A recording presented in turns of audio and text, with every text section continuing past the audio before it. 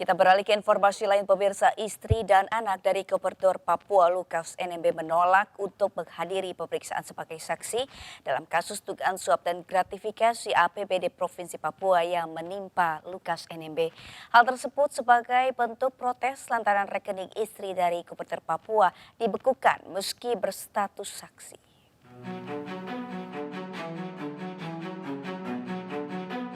Istri dan anak dari Gubernur Papua Lukas NMB mangkir dari panggilan Komisi Pemberantasan Korupsi KPK sebagai saksi dalam kasus dugaan suap dan gratifikasi APBD Provinsi Papua.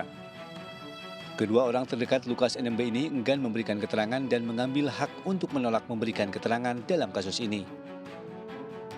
Hal ini berdasarkan ketentuan dalam Kitab Undang-Undang Hukum Acara Pidana.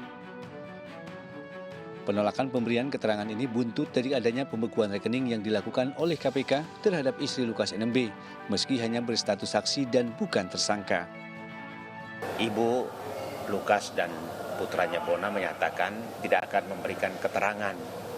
Apalagi dalam surat panggilannya disebutkan berkaitan dengan transfer uang 1 miliar.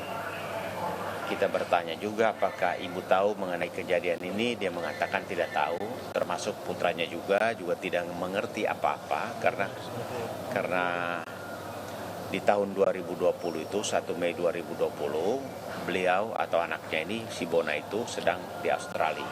Mereka ingin menggunakan haknya untuk menolak memberikan keterangan. Ya, nanti secara resmi kami akan menyampaikan surat ke KPK. Sementara itu, Ketua Bidang Hukum dan HAM DPP Partai Perindo Tama S. Langkung juga mendukung upaya untuk menuntaskan kasus dugaan korupsi yang dilakukan oleh Gubernur Lukas NMB.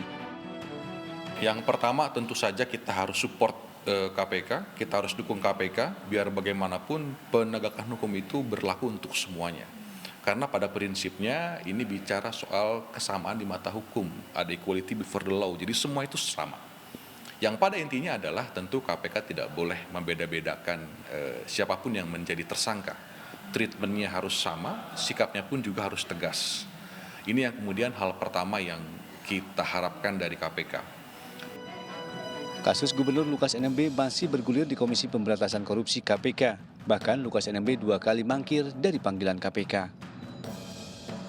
Dari Jayapura dan Jakarta, Muhammad Edi, Eko Miyabi, Lisa Oktaviani, Damar Wicaksono, iNews melaporkan.